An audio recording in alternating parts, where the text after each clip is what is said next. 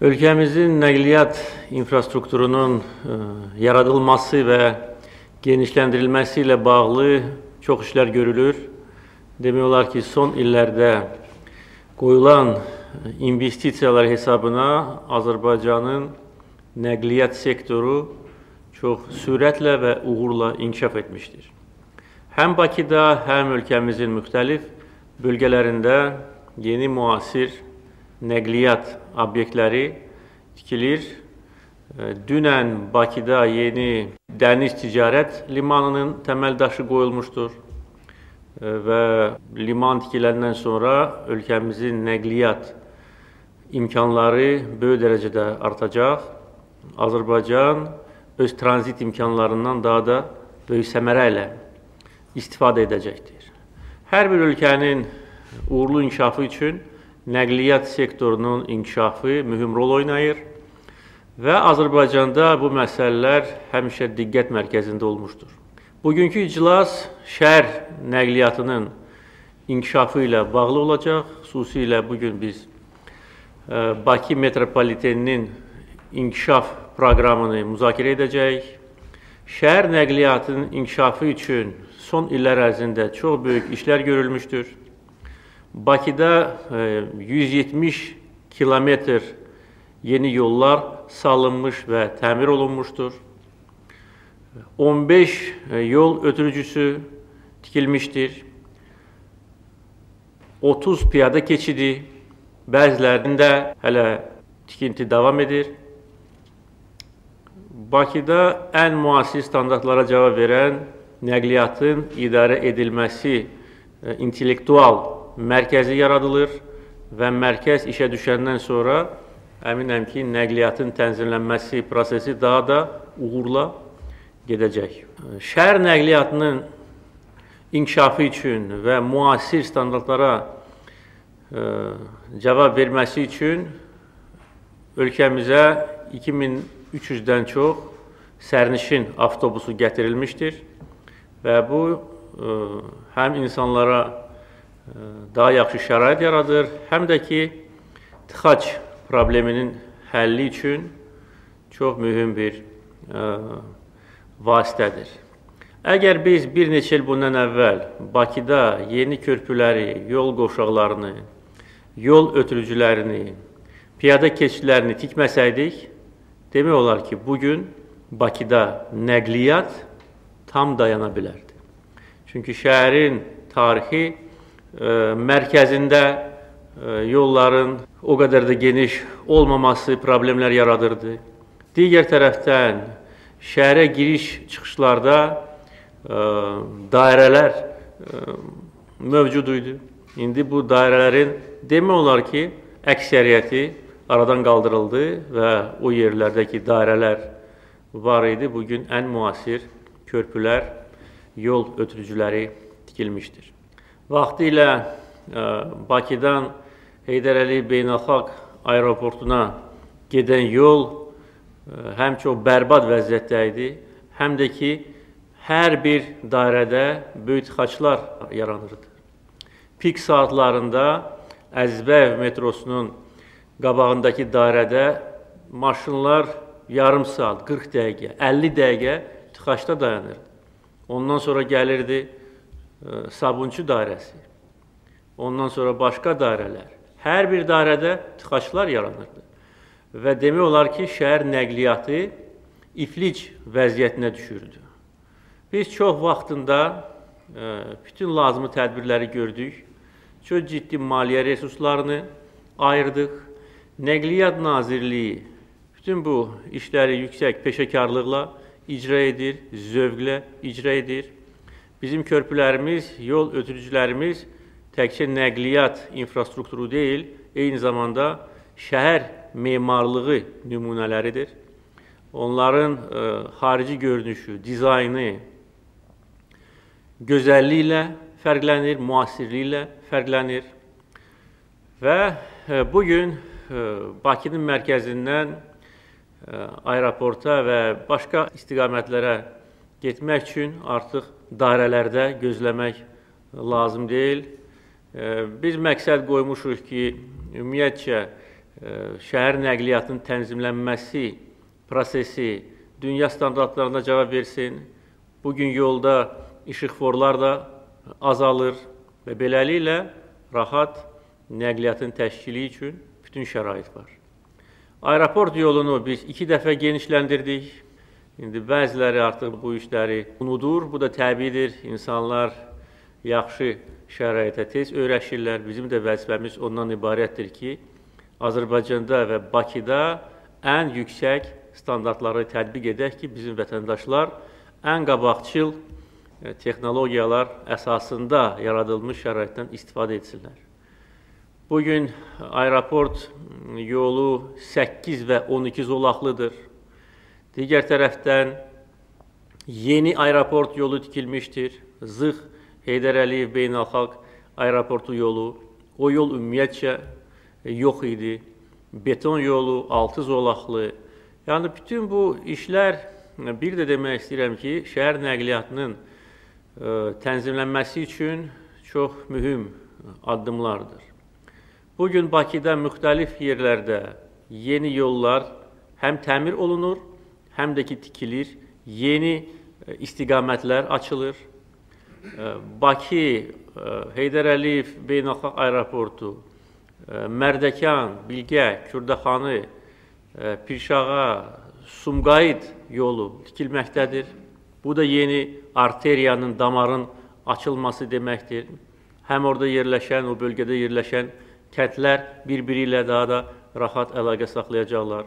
Həm şəhərlə, həm Sumqayıtla, oradan gələcəkdə açılacaq dairəvi yola birbaşa çıxışı olacaqdır. Dairəvi yol demək olar ki, hazırdır. Yəqin ki, bir neçə gündən sonra dairəvi yolun açılışında biz qeyd edəcəyik. Bu da çox unikal və şəhər üçün əvəz olunmaz bir qovşaqdır. Artıq şimal, cənub, qərb istiqamətlərindən hərəkət edən avtomaşınlar şəhərə girmədən o dairəvi yoldan istifadə edəcəklər və bu yol başqa yollar kimi ən yüksək standartlara cavab verir. Yəni ki, şəhər nəqliyyatı hər bir böyük şəhər üçün, inkişaf edən şəhər üçün prioritet məsələlərdən biridir. Biz bilirik ki, bəzi böyük şəhərlərdə tıxac problemləri artıq çox ciddi fəsadlara gətirib çıxarıbdır.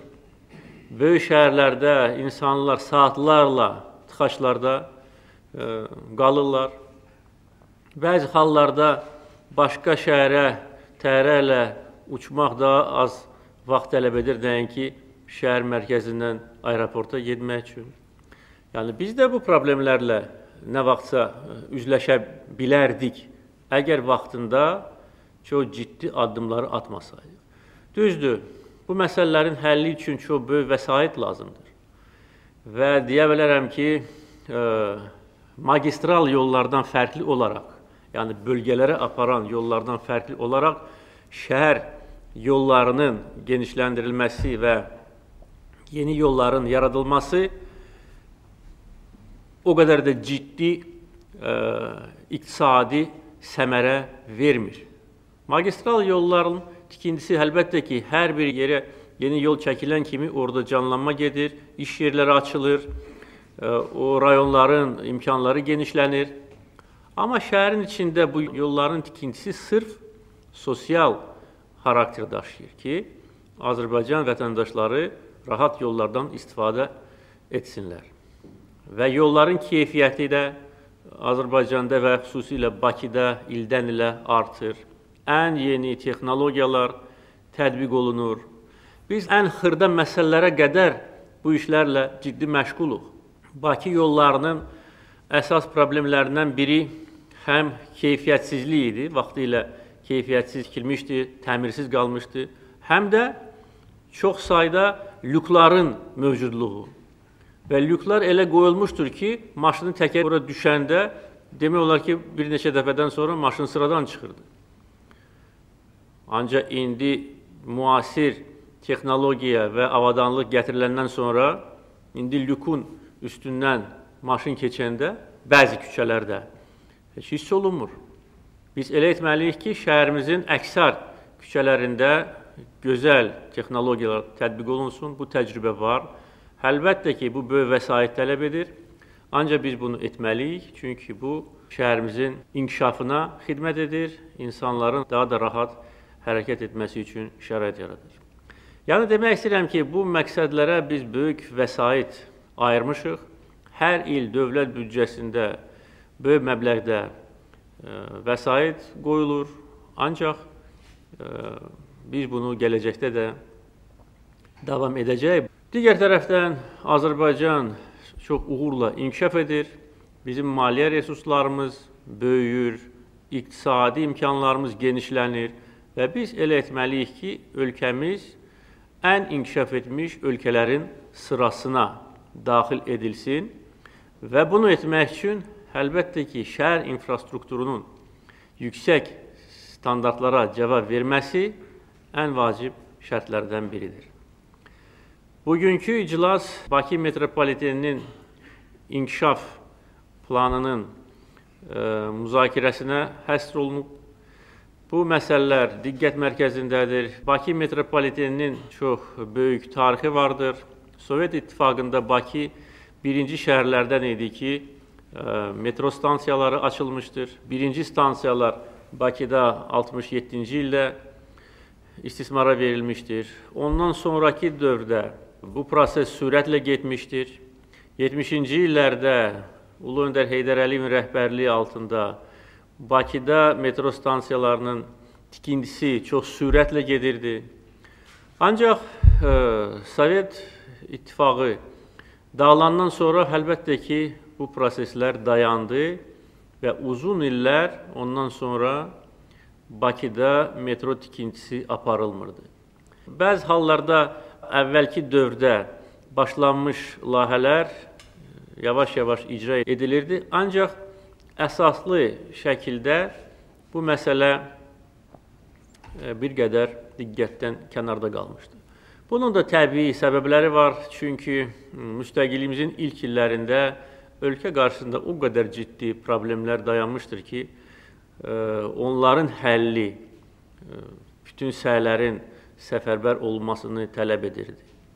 İşsizlik, yoxsulluq, işğaldan əziyyət çəkən soydaşlarımızın məişət problemləri, iqtisadi tənəzzül, sənaye məsələlərin dayanması, yəni iqtisadiyyatın demək olar ki, iflic vəziyyətə düşməsi problemlər bizim qarşımızda dayanırdı. Ona görə məhdud maliyyə resurslardan biz ən vacib məsələlərin həllinə çalışırdıq. Və təbii ki, metronun inkişafına vəsait çatmırdı. İndi vəziyyət başqadır. Bir də demək istəyirəm ki, indi bizim maliyyə imkanlarımız kifayət qədərdir. Biz özümüzü çox rahat, əmin hiss edirik. Və belə olan halda, əlbəttə ki, şəhər nəqliyyatının ən ucuz növü olan metro tikintisinə daha da böyük diqqət göstərilir. Son illər ərzində biz bu işlərin gözəl nəticələrini görürük. 2008-ci ildə Nəsimi metro stansiyası istismara verilmişdir. 2009-cu ildə Azadlıq stansiyası istismara verilmişdir. 28 may stansiyasının yeni keçidi istismara verilmişdir. Bugün bu işlər davam etdirilir. Hər il dövlət büdcəsində kifayət qədər vəsait nəzərdə tutulur. Və 2 il bundan əvvəl Bakı metropoliteninin inkişaf planının hazırlanması üçün mənim tərəfimdən xüsusi sərəncam imzalanmışdır, vəsait ayrılmışdır. Və bugün biz o planın ilkin konturlarını müzakirə edəcəyik. Metro şəhər nəqliyyatının 30%-ni təşkil edir. Metro həm digər nəqliyyat vasitələrdən ucuzdur. Eyni zamanda xüsusilə Bakıda metro haqları bütün MDB məkanında olan ölkələrdən ucuzdur. O ki, qaldı Avropa şəhərlərinə, orada fərq bəlkə 10-15 dəfə səviyyəsindədir. Yəni, biz metro haqlarının aşağı səviyyədə saxlaması ilə bir növ sosial məsələlərin həllinə də öz töhfəmizi vermiş oluruq. Bugün Azərbaycan iqtisadiyyatı bazar iqtisadiyyat prinsipləri əsasında fəaliyyət göstərir. Özəl şirkətlər ki, nəqliyyat sektorunda xidmət göstərən özəl şirkətlər, onlar da gəlirlə işləyirlər və bu təbiidir, çünki bazar iqtisadiyyatı prinsipləri bunu tələb edir. Bütün başqa bizim demək olar ki, dövlət qurumlarımız, dövlət şirkətlərimiz gəlirlə işləyirlər. Əlbəttə, dövlət lazım olan hallarda dövlət büdcəsindən bizim dövlət şirkətlərinin fəaliyyətini gücləndirilməsi üçün vəsait ayırır. Ancaq gündəlik fəaliyyətdə demək olar ki, enerji sektorunda işləyən bizim dövlət şirkətlərimiz bazar iqtisadiyyat prinsipləri əsasında işləyirlər. Nəqliyyat sektorunda da, məsəl üçün, hava nəqliyyatı, dövlət tərəfindən vəsait ayrılır, təyyarələr alınır, yeni aeroportlar tikilir. Lazım olan hallarda birdəfəlik qaydada subsidiyalar ayrılır. Amma bütövlükdə hava nəqliyyatı gəlirlə işləyən bir sahədir. Dəniz nəqliyyatı da həmçinin bizim böyük tanker donanmamız var. 12 tanker və quru yük gəmiləri son illər ərzində dövlət büdcəsi hesabına alınmışdır və Xəzər dövlət gəmiçiliyinin tabeliyində verilmişdir. Bu olmasaydı, əlbəttə ki, gəmiçilik səmərə ilə işləyə bilməzdi. Ancaq bu bir dəfəlik bir aksiyadır. Ondan sonra o tankerlərin istismarı nəticəsində gəmiçilik gəlir əldə edir. Metro ilə bağlı məsələlər bir qədər fərqlidir. Burada həm dövlət tərəfindən ayrılmış vəsait hesabına yeni stansiyalar tikilir. Bu da çox böyük vəsait tələb edən məsələdir. Təkcə bu il metronun inkişafı üçün hardasa 200 milyon manata qədər vəsait xərclənibdir və xərclənəcəkdir.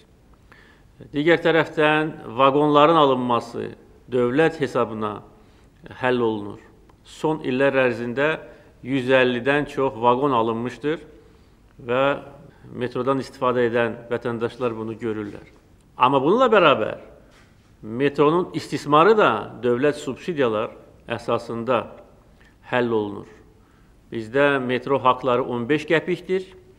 Mənə dünən verilən arayışa görə hər bir sərnişinə xərclənən vəsait 49 qəpikdir. Yəni 3 dəfə çox. Yəni bu birbaşa dövlət tərəfindən ayrılan subsidiyalardır və mən sadəcə olaraq qeyd eləmək istəyirəm ki, metro o sahə deyil ki, ora investisiya qoyasan və oradan gəlir gözləyəsən. Metroya qoyulan investisiyalar qayıtmayacaq. Bunu biz bilirik. Amma buna baxmayaraq, insanların rahatlığı üçün və şəhər nəqliyyatının tənzimlənməsi üçün biz bunu edirik. Ölkə qarşısında duran məsələlər hələ çoxdur. Və elə sahələr var ki, mütləq ora investisiyalar qoyulmalıdır və qoyulur.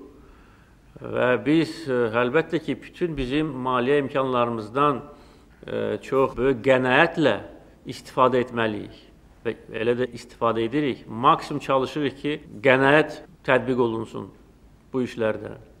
Ancaq digər tərəfdən biz çox yaxşı başa düşürük ki, metronun inkişafı həm insanlara rahatlıq verəcək, həm də ki, şəhər nəqliyyatının tənzimlənməsi üçün mühüm rol oynayacaq.